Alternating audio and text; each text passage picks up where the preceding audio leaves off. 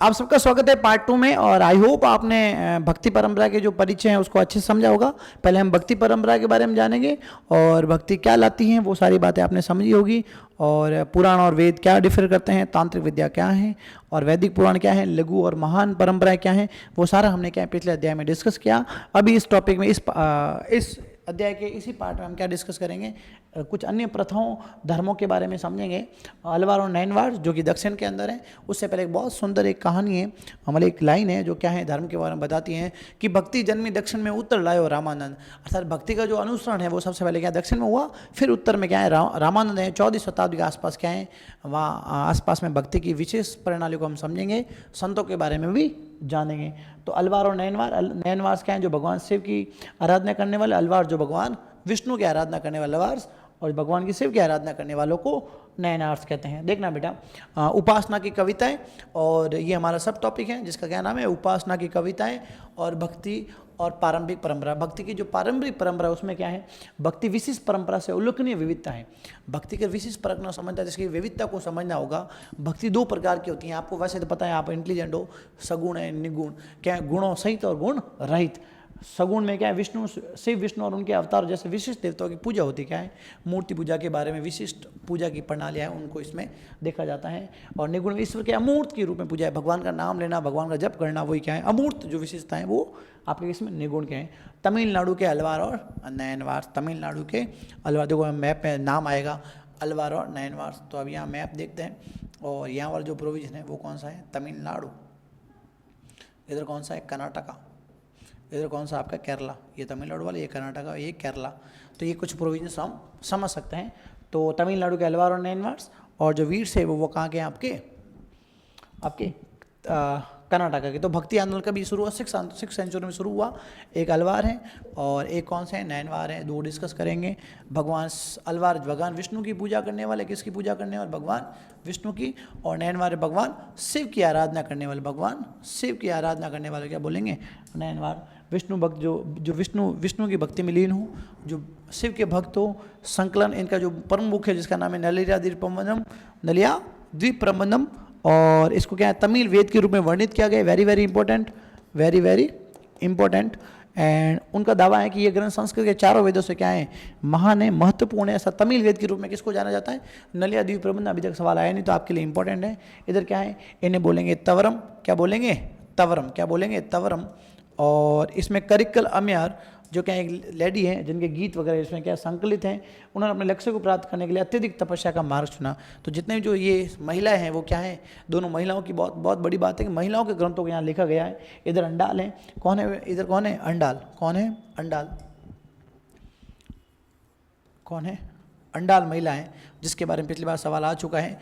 और इधर कौन है, करिकुलम अम्यार, जो क्या है तपस्या का मार्ग चुनती हैं। अब देखो समानता क्या है इसमें, सिमिलरिटी देखते हैं। फटाफट देखना बेटा, ज़्यादा कुछ ऐसा कुछ थियोरेटिकल टॉपिक नहीं है। आराम से समझो चीज़ों को, एकदम डिफाइन करो, चीज़ों को रिकैप करो। वे अपने देवताओं की स्तुति में तमिल के भजन गाते थे, एक स्थान से दूसरे स्थान यात्रा करते थे, है ना। आपने देखा सुबह सुबह जो कृष्ण भक्त हैं मॉर्निंग में घूमते हर गली में और क्या भगवान की आराधना करते, वैसे ये क्या है तमिल गीत गाते थे और अपनी लोकल भाषा के अंदर। उन्होंने कुछ तीर्थ स्थलों को अपने चुने और देवताओं का निवास स्थान बना दिया।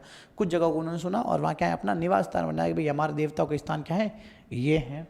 और तीर्थ यात्रा के केंद्रों के रूप में विकसित हुए। गायन रचना मंदिर अनुष्ठान का हिस्सा था।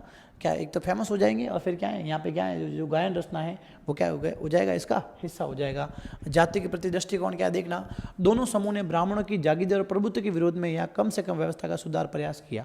ब्राह्मणवाद का विरोध किया, जो ब्राह्मणी प्रथा है जो लोगों में भेदभाव करती है उसका क्या करेंगे, खंडन करेंगे। और भक्ति क्या है, ब्राह्मण से लेकर अछूत तक विविध सामाजिक पृष्ठभूमि से आई थी। ये बोले यहाँ पे कोई भेदभाव नहीं है, सभी लोग क्या है यहाँ, जैसे आप इसमें शामिल हो जाते हो आपकी जाति धर्म क्या होता है, लेबल हट जाएगा।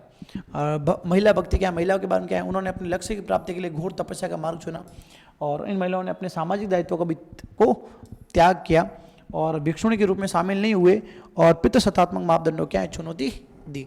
तो उन्होंने क्या बोला कि हम भी पुरुषों की तरह क्या है बराबर, जैसे मीराबाई के बारे में आपने सुना होगा। यहाँ पे अंडाल जो अम्यार हैं उनके बारे में भी क्या है विशिष्ट हमने यहाँ समझा। ठीक है, अब देखो राज्य के साथ संबंध, राज्य कैसे चीज़ों को डिस्क्राइब करता है इनके बारे में। पहली शताब्दी में प्रमुख था पल्लव और पांडव। पल्लव और पांडव क्या करेंगे, किसको सपोर्ट करेंगे, बौद्ध और जैन को। बौद्ध और जैन को कई शताब्दी तक बौद्ध और जैन धर्म प्रभु से क्या प्रभावी चल रहे, जो हमने पिछले चैप्टर में डिस्कस किया था, जिन्हें व्यापारी और कारीगर समुदाय क्या मिला, समर्थन मिला। आज भी आप देख सकते हो जैन कम्युनिटी रिच है। तमिल भक्त भजनों का एक प्रमुख विषय कवि बौद्ध और जैन धर्म के प्रति विरोध। ये जो भक्ति है, ये क्या इनका गुस्सा तक भी यार ये जैन और बौद्ध क्यों फैल रहा है, हमारा धर्म क्यों नहीं फैल रहा है। ये शाही शासन के लिए अन्य धार्मिक परंपरा के सदस्य के बीच प्रतिस्पर्धा रही। हमेशा ये लोग क्या लड़ते रहते थे कि जो राजा हमें सपोर्ट करेगा वो हमारे लिए क्या रहेगा, बेटर रहेगा। चोल शासकों ने ब्राह्मणवादी और भक्ति परंपरा का समर्थन किया। चोल शासक हैं, उन्होंने क्या सपोर्ट किया, इनका सपोर्ट किया। भूमि दान दिए, विष्णु और शिव के लिए क्या मंदिरों के लिए क्या है, भूमि दान दी, ताकि वो अपने आप को और पॉपुलर बना सकें। भव्य मंदिर बनाए, जैसे चिदम्बर हैं, तंजावुर हैं, गंगाई कोडचलमपुर हैं, का निर्माण चोल शासकों के संरक्षण में हुआ। किसके? चोल शासकों के संरक्षण में हुआ। कांस्य मूर्ति कला के शिव के कुछ विशेष सबसे शानदार चित्रण में नटराज के रूप में देखने को मिले। अब देखो मैं आपको दिखाता हूँ, मंदिर बनाए थे यहाँ पे चोल शासकों द्वारा बनाए गए 3 अलग अलग जगहों पे भव्य मंदिर हैं जो आपको यहाँ देखने को मिला। भाई आपको ये बताना इसमें कौन सा मंदिर कौन इन तीनों में से कौन सा मंदिर कौन सा है वो आपको बताना होगा। अरे बता दो कि नहीं बता दो, हाँ या ना बोलो यार, चुप मत रहो, है ना। थोड़ा सा फास्ट ले रहा हूँ ताकि रिवीजन बढ़िया हो जाए। ज़्यादा कुछ में नहीं, सूफी थोड़ा समझना पड़ेगा, बाकी इसमें हम बहुत सिंपल तरीके अच्छे समझ सकते हैं। एक वेलाल किसान समुदाय है जो क्या है दोनों को सम्मान करेगा। उदाहरण के लिए चोल शासक अक्सर भव्य मंदिरों का निर्माण करके देवीय समर्थन का दावा करते हैं, अर्थात क्या है ब्राह्मणों के साथ उनका भी प्रसिद्धि बढ़े और अपनी शक्ति और स्थिति का दावा करने का प्रयास करते हैं ताकि वो फेमस हो जाए। राजा ने शाही संरक्षण में मंदिर में तमिल से भजनों का गायन शुरू किया। एक ग्रंथ के तेवरम के रूप में क्या है वहाँ पे जो भी भजन गाए उनको संकलित करने के लिए क्या है कहा, और तवरम जो क्या है भगवान शिव के जो जितने संकलित चीज़ें हैं उनको वहाँ रखा गया है। लगभग 945 के शिलालेख में पता चला कि चोल शासक पराताक प्रथम वेरी इंपॉर्टेंट शिव मंदिर में अपर समुद्रम और सुधार की क्या है धातु की मूर्ति प्रतिष्ठित करता है। कौन करता है? पराताक। और ये जो ये भी क्या है वहाँ बनाते हैं, और पराताक क्या है 2 उनके शिष्यों की मूर्ति वहाँ डालता है।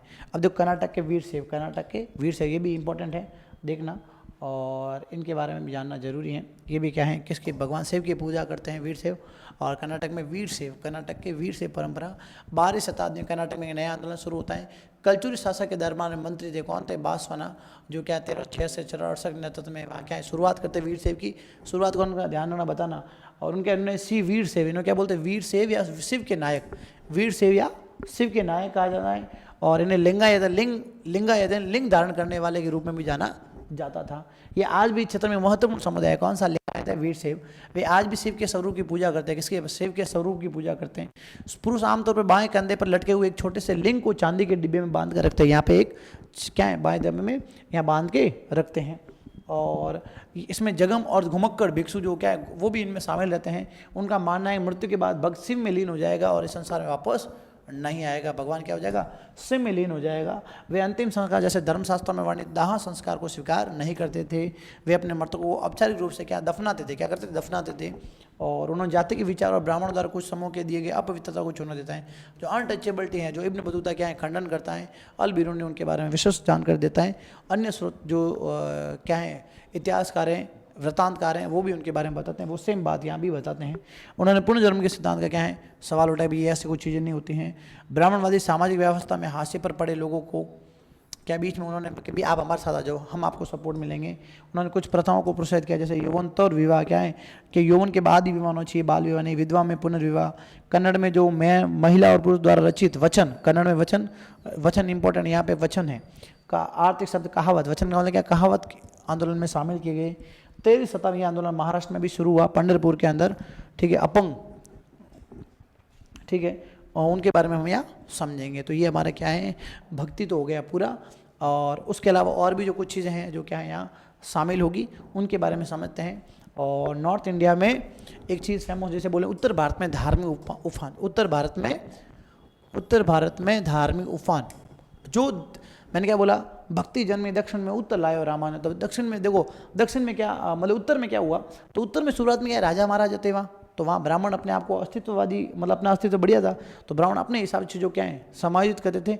तो वहाँ क्या है भक्ति परंपरा शुरुआत में तो शुरू हुई नहीं, लेकिन जैसे 14वीं शताब्दी के आसपास क्या चीज़ें थोड़ी कम होने लगी, ब्राह्मण जब राजपूत के जो डोमिनेशन है वो कम होने लगा, तब वहाँ पे क्या है भक्ति परंपरा शुरू हुई। और उसने क्या है जो इस्लामिक परंपरा वो और जो हमारी जो भक्ति परंपरा उसको भी क्या है बहुत ही जगह मिली, जिसने क्या है जो मनोवैज्ञानिक धारणा उनको खंडन किया और चीज़ों को बेहतर करने का प्रयास किया गया। देखना शिव और विष्णु की पूजा अक्सर शासकों के सहयोग से बनाए गए मंदिर में की जाती थी, नो डाउट भगवान शिव और उनकी तो होती थी, लेकिन क्या है भक्ति परंपरा डेवलप नहीं हुई जो अलग है। इतिहासकार को 14वीं शताब्दी तक अलवार और नैनवार की रचनाओं में मिलती जुलती किसी भी चीज़ का प्रमाण नहीं मिला कि यहाँ पे कोई अलवार फलवार नहीं है, ऐसा कुछ हमें एविडेंस भी नहीं है।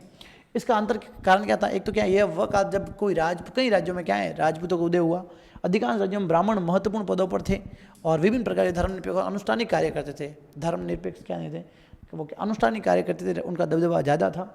और इसके लिए क्या है वो क्या है उत्तर में जो उत्तर की ओर है नॉर्थ में अन्य धार्मिक नेता जैसे रूढ़िवादी ब्राह्मणवादी ढांचे के भीतर कार्य नहीं करते थे। और क्या है कुछ ऐसे लोग थे जो क्या है इस रूढ़िवादी सिस्टम से ऊपर थे, जो क्या है भक्ति को इंपॉर्टेंस देते, जैसे उसमें क्या नाथ हैं, जोगी हैं, सिद्ध हैं, जिसमें कई शिल्पी समुदाय आते थे। ये क्या है बुनकर वगैरह होते थे, जहाँ जहाँ जाते थे सेवा करते थे, लोगों क्या है पूजा करते थे। कई नए धार्मिक नेताओं को वेदों को प्रमाणिकता प्रश्न उठाए, इनमें कि धार्मिक जो वेद हैं वो प्रमाणिक नहीं है, जो दक्षिण में हुआ सेम बात। आम लोगों द्वारा बोली जाने वाली भाषाओं में अपनी अभिव्यक्ति को प्रस्तुत किया, भाई हम संस्कृत नहीं बोलेंगे, आम लोकल लैंग्वेज बोलेंगे। उत्तर भारत में दिल्ली सल्तनत का उदय हुआ और इसके साथ संस्कृति और धर्म के क्षेत्र में उल्लेखनीय परिवर्तन हुए। सूफियों का आगमन इस विकास में एक महत्वपूर्ण हिस्सा है। अब आगे किसके बारे में जानेंगे, सूफियों के बारे में समझेंगे, जो इन सारी विचारधाराओं को समझने में प्रयास करेगा। अगले टॉपिक में इस्लाम के बारे में जानेंगे। Thank you so much watching our videos. मिलते हैं अगले वीडियो में। बाय, जय हिंद। और हाँ, आप लाइक और शेयर करते रहो ताकि चीज़ें हमारे लिए क्या और बेटर हो।